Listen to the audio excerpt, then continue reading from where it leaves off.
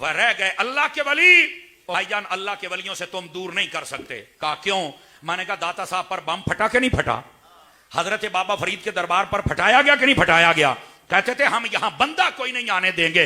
रात को बम फटता था, सवेर के वक्त फिर लाख बंदा नमाज पढ़ता था और कहते थे बम फटाने से यहां कुछ नहीं होगा, चूंकि बम से हम डरने वाले नहीं हैं। हमारे मालिक कल भी जिंदा थे, हमारे मालिक आज भी जिंदा है। अली अजमेरी हो, मोइनुद्दीन चिश्ती हो और जितने जितने बुजुर्ग, ये लोगों ने डिक्लेयर किया ना बुजुर्ग, कुरान और सुन्नत में कहीं आया नहीं।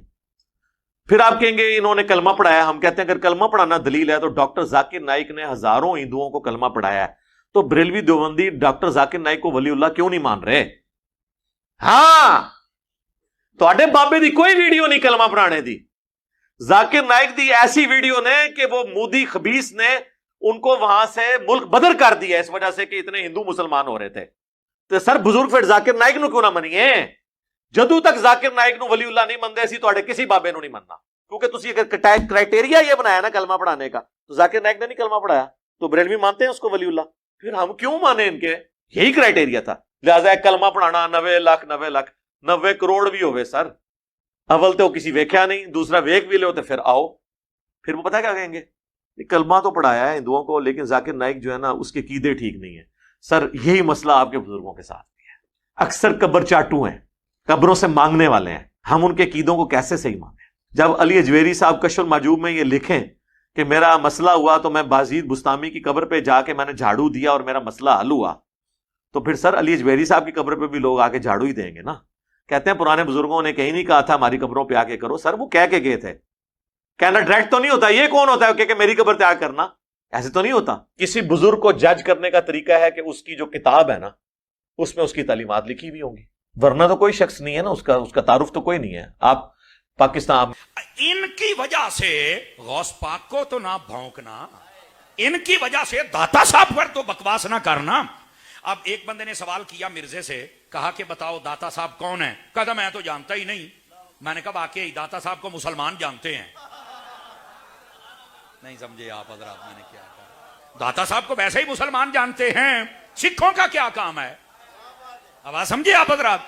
ओ मेरे भाई, ये बुजुर्गों के जो दुश्मन हैं इन लोगों की तो औकात ये जो मैं बता। और मेरे नबी ने फिर एक बात इरशाद फरमाई, फरमाया मेरी उम्मत में एक वक्त आएगा, सुनिए जरा, जिम्मेदारी से कह रहा हूं, फरमाया कमीने लोग आएंगे, वो मेरी उम्मत के पहले गुजरे हुए अच्छे लोगों पर जबान खोलेंगे।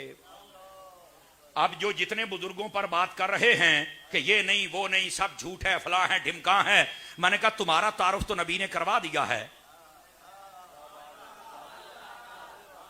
अब बात समझ आ रही है? कहते हैं कुरान हदीस से बात हो, मैं हदीस पे हदीस पढ़ रहा हूं, अब करना बर्दाश्त है।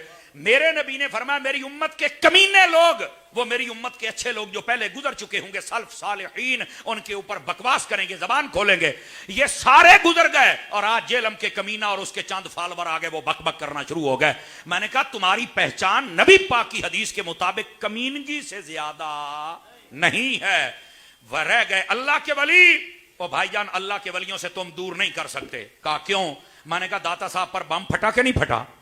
हजरत बाबा फरीद के दरबार पर फटाया गया कि नहीं फटाया गया? कहते थे हम यहां बंदा कोई नहीं आने देंगे।